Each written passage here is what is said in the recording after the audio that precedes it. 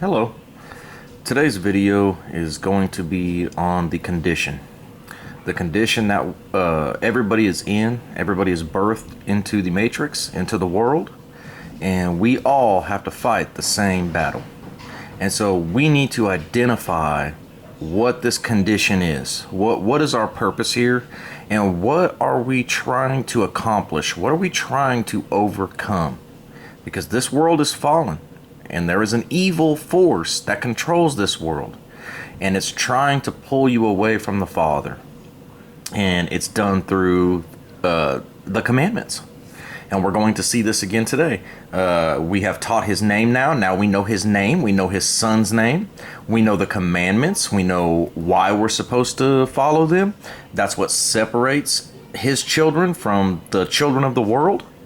And now we're going to discuss the condition. And this book was written by a man named Esdras. And Esdras is very interesting because he not only has visions, but he actually has conversations with the Father.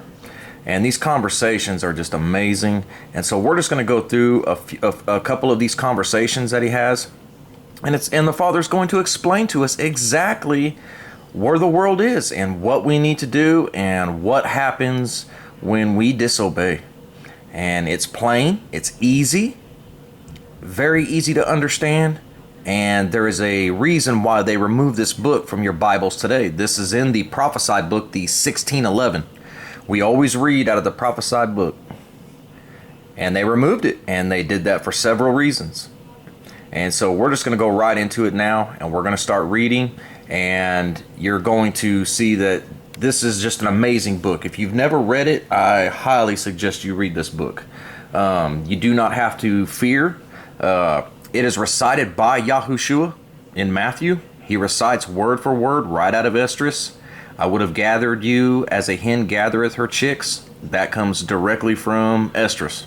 And so we know his writings are correct and his teachings are correct. And when he gives an account of his visions and the conversations he had, you can rest assured it is correct. And so we're going to go right into, this is 2nd Esdras, chapter 7. And it says, "And when I had made an end of speaking these words, there was sent unto me the angel which had been sent unto me the night before. And he said unto me, Up, Esdras, and hear the words that I am come to tell thee. And I said, Speak on, my Elohim. Then said he unto me, The sea is set in a wide place, that it might be deep and great. But put the case the entrance were narrow and like a river. Who then could go into the sea to look upon it, and to rule it? If he were not through the narrow, how could he come into the broad? There is another thing. A city is builded, and set upon a broad field, and is full of all good things. The entrance thereof is narrow, and is set in a dangerous place, to fall, like as if there were a fire on the right hand, and on the left a deep water. And only one path between them both, even between the fire and the water, so small that there could but one man go there at once. If this city now were given unto a man for an inheritance, if he never shall pass the danger set before it, how shall he receive this inheritance? And I said, It is so, Yahushua. Then he said unto me, Even so also Israel's portion even so also is Israel's portion. Because for their sakes I made the world, and when Adam transgressed my statutes, then was decreed that now is done. Then were the entrances of this world made narrow, full of sorrow and travail. They are but few and evil, full of perils and very painful. For the entrances of the elder world were wide and sure, and brought immortal fruit. If then they that live labor not to enter these straight and vain things, they can never receive those that are laid up for them." And so we see this within these two parables. He's given them two parables, and he's telling them this world is a test. It's a test. It's like a dangerous journey, and you have to navigate. We are all in what's referred to as the valley of the shadow of death. And we have to get out of this valley. He paved a way. He could have, when Adam transgressed, he could have killed Adam and man could have never even existed. He could have redone it however he wanted to. He chose to let us be birthed into this world. And he provided a way out through his son. And they were preached this at Moses. We read that in Hebrews. That the gospel was preached to them in the wilderness with Moses, just as it was preached by Yahushua, just as it's being preached now. And so we have to enter these things. We have to go through this world and we have to figure out it's dangerous and we have to take it seriously. If that were an actual inheritance that you were receiving and you had to pass the danger set before it, you wouldn't just go skipping across. You would make sure you knew what you were doing so you could make it to the end of that dangerous journey. And so this is what we're doing. And so now we're going to skip on to verse 42. And it says, "He answered me and said, This present life is not the end where much glory doeth abide. Therefore have they prayed for the weak. But the day of doom shall be the end of this time, and the beginning of the immortality for to come, wherein corruption is past. Intemperancy is at an end. Infidelity is cut off. Righteousness is grown, and truth is sprung up. Then shall no man be able to save him that is destroyed, nor oppress him that have gotten the victory. I answered then and said, This is my first and last saying, that it had been better not to have given the earth unto Adam, or else when it was given him, to have restrained him from sinning. For what profit is it for men now in this present time to live in heaviness, and after death to look for punishment? O thou Adam, what hast thou done? For thou it was thou that sinned. Thou art not fallen alone, but we all that come of thee. For what profit is it unto us, if there be promised us an immortal time, whereas we have done the works that bring death? And I'm going to stop right there.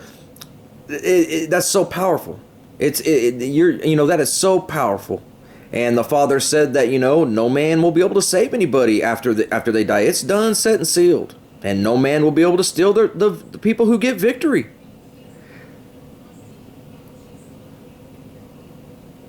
It's an amazing book. And he's telling you we're promised an immortal time. Everybody's been told this, but we've done the works that bring death. What works are those? The works that were not the commandments. And we're going to read this.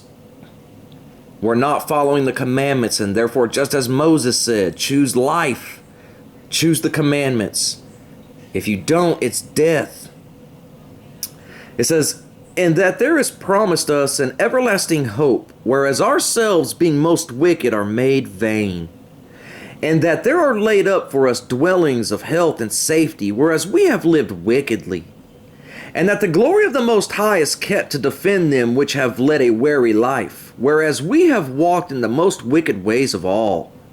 And that there should be showed a paradise whose fruit endureth forever, wherein is security and medicine. Seeth, we shall not enter into it. See, Esdras is understanding. He's being shown these things, and he's beginning to understand that most people are not going to receive immortality because they refuse to follow the commandments. And he's really acting kind of like a defense attorney for the wicked. And he's trying to figure out how this is possible and why are so many people going to perish? Why does that have to be? And this is the condition.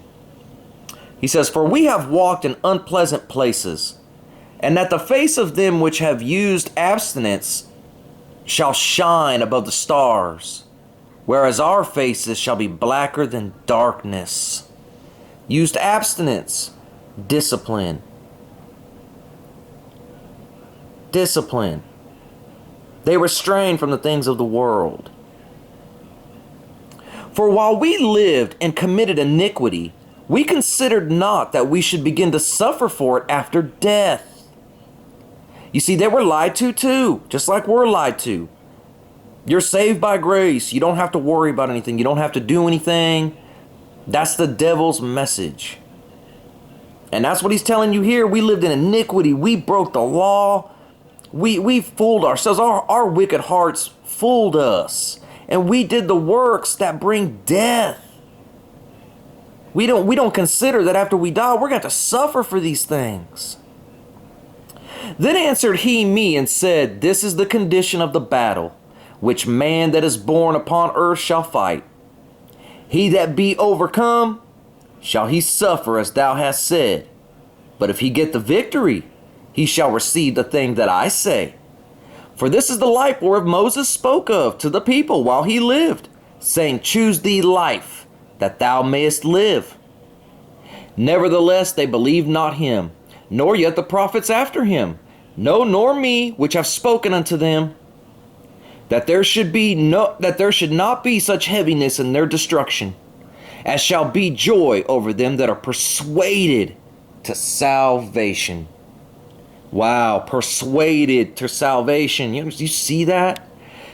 He gave us such a beautiful gift of immortality if we just follow the law and love him and love each other.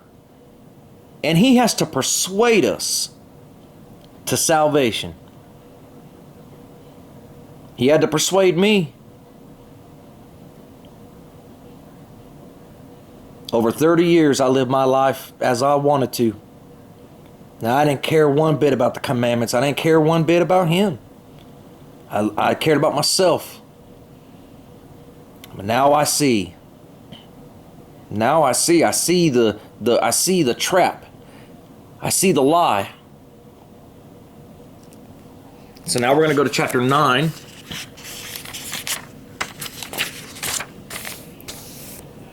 We're going to start on verse 2. We're going to go to verse 22.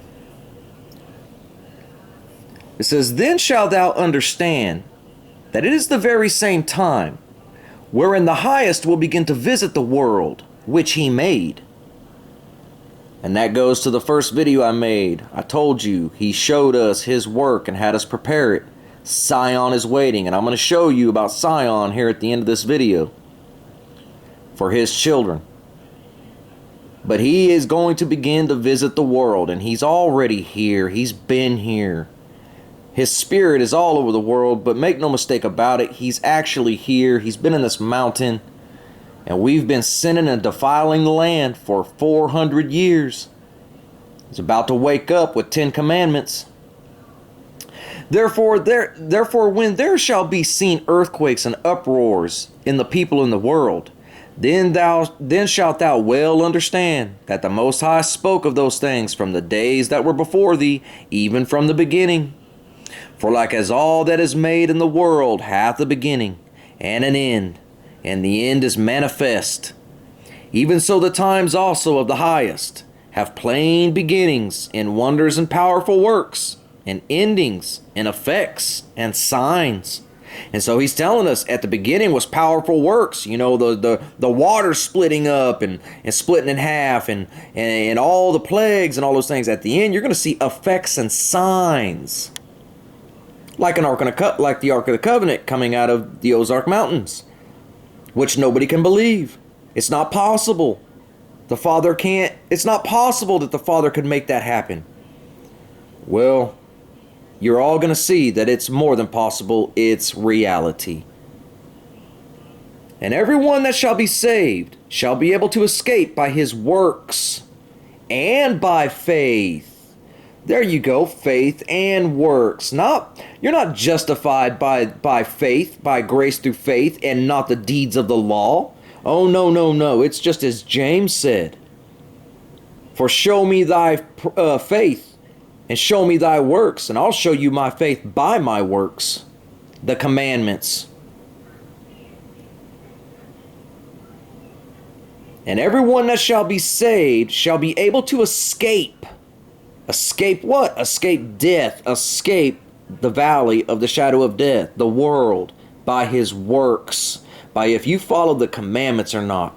and by the faith that Yahushua saved you, whereby you have believed, shall be preserved from the said perils, and shall see my salvation in my land, and within my borders, for I have sanctified them for me from the beginning.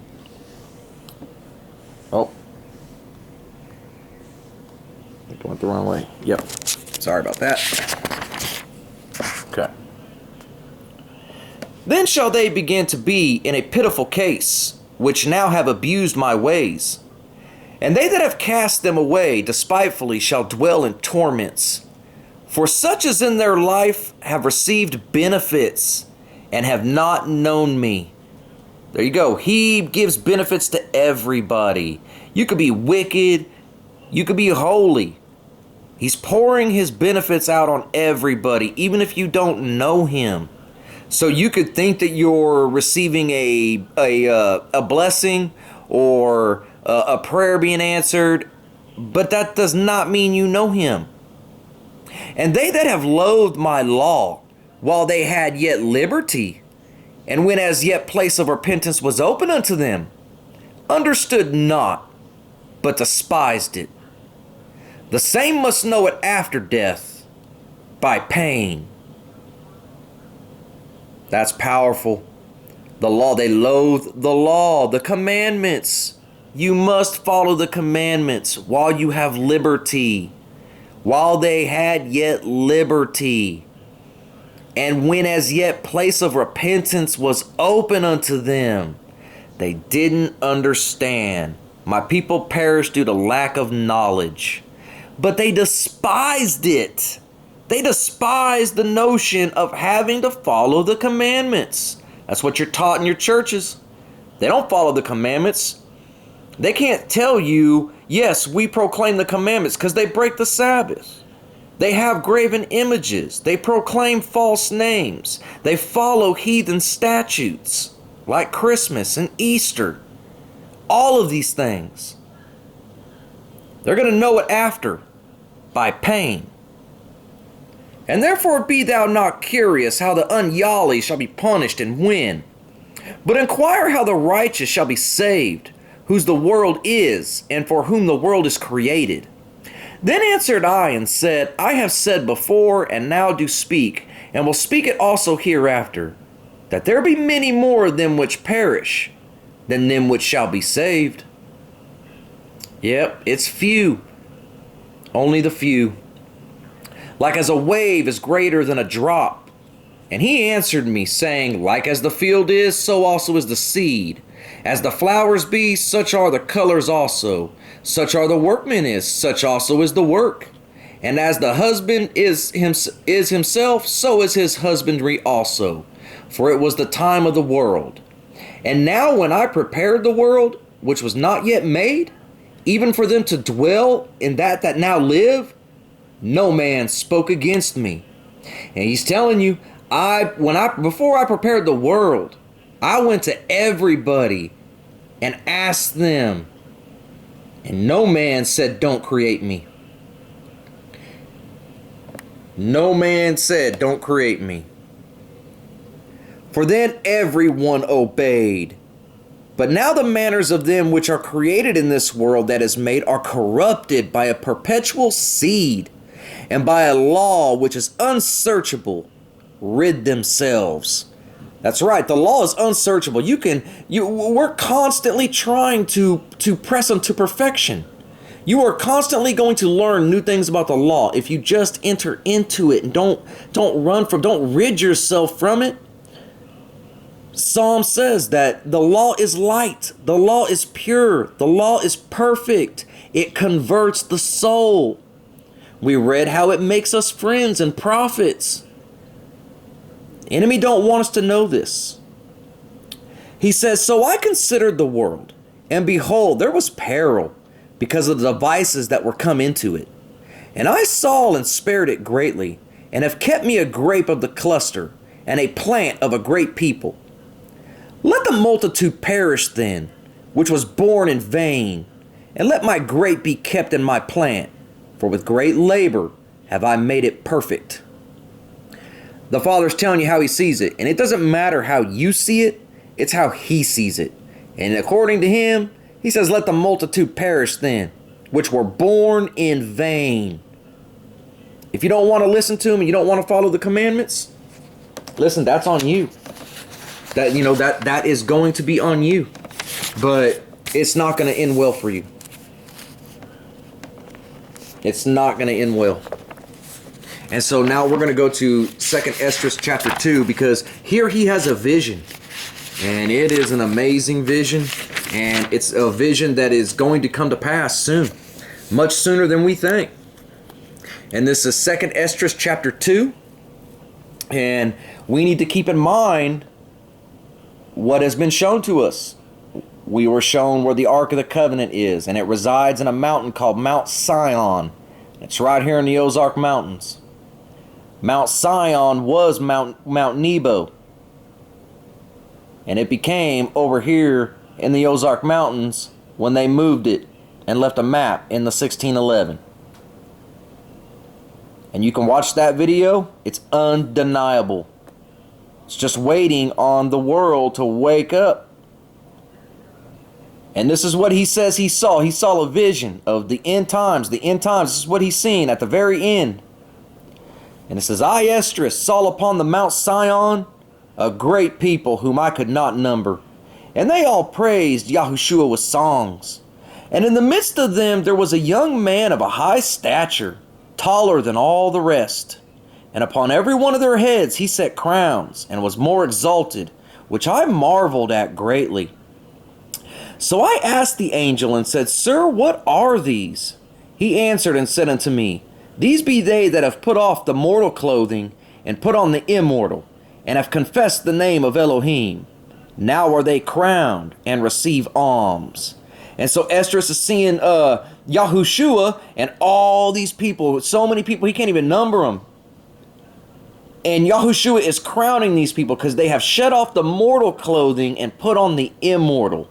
They understood that they were born mortal creatures, but inside we are very much spiritual beings. And so we shed off the mortal clothing and we put on the immortal. We do immortal works. That's the commandments, the Father's works. The Father's works, the commandments.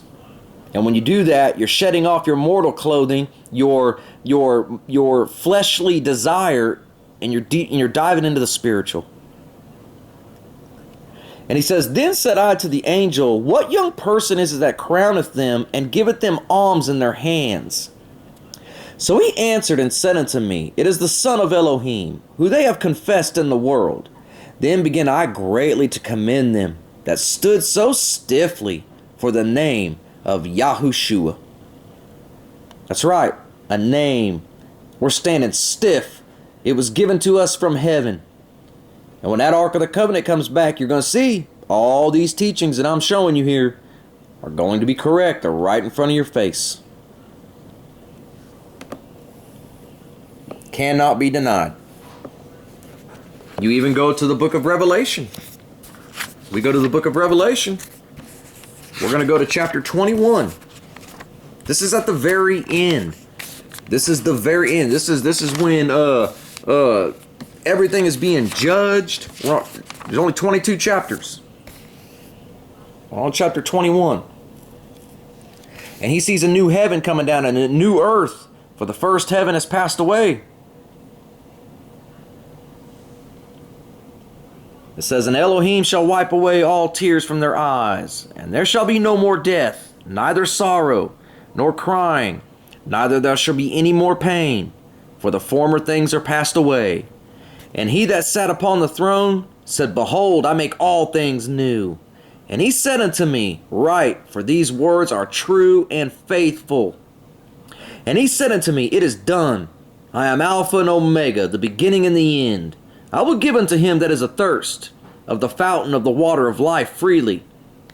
He that overcometh shall inherit all things, and I will be his Elohim, and he shall be my son.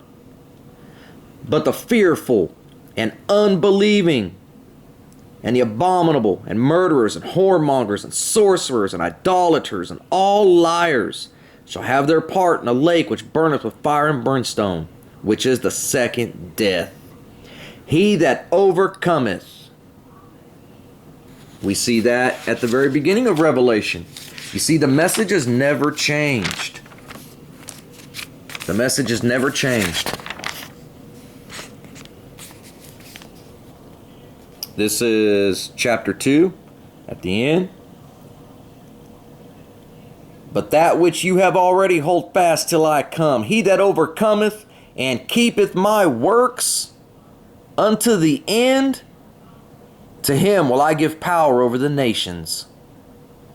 That's right. You can't take the works out of this.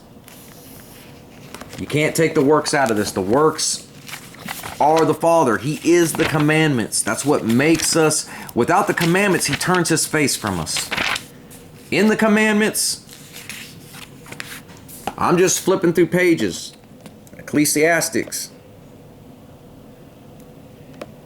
He that is merciful will lend unto his neighbor, and he that strengtheneth his hand keepeth the commandments. It's everywhere. And you don't got to turn the page.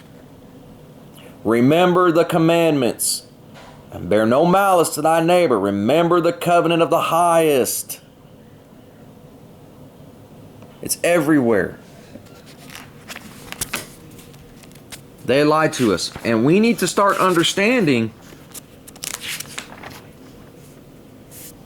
that we have to follow the commandments.